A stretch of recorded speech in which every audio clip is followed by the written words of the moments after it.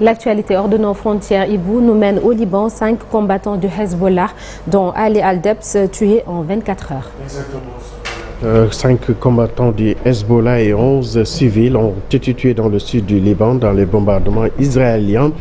Des centaines de combattants du parti chiite ont été tués ou blessés depuis le début des affrontements à la frontière libano-israélienne.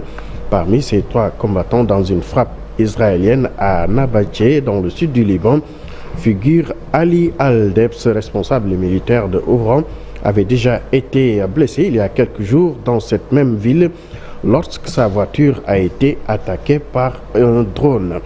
Au Panama, 4 migrants sont morts et 7 autres sont portés disparus après que leur bateau s'est renversé au large de la côte nord-ouest du Panama.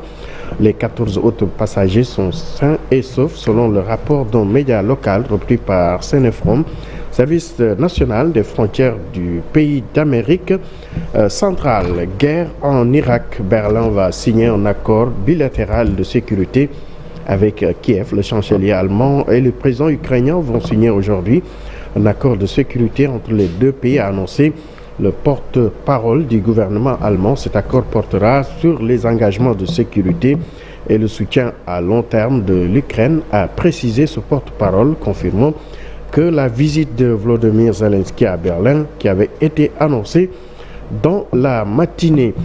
L'Union africaine, la bataille pour la succession de Moussa Faki Mahamat a commencé. Le mandat du Tchadien à la tête de cette commission prendra fin dans un an, mais sa succession est déjà au cours de discussion au sommet d'Addis Abeba, où s'entremêlent les intérêts politiques et diplomatiques.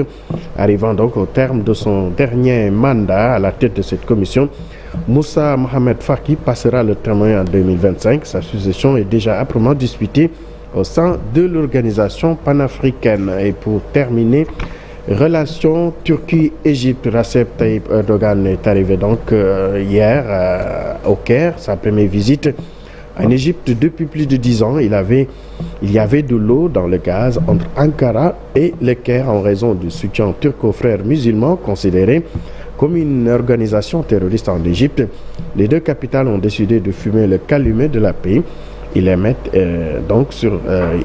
sur la même fréquence concernant la situation à Gaza, donc retrouvailles entre deux partenaires économiques Sornanata qui ont été contraints donc de se séparer après une crise diplomatique. C'était tout pour cette page internationale. Merci beaucoup Ibou Diouf. À tout à l'heure pour l'actualité internationale toujours. Et ce sera en Wolof à partir de 8h dans la seconde partie de l'émission.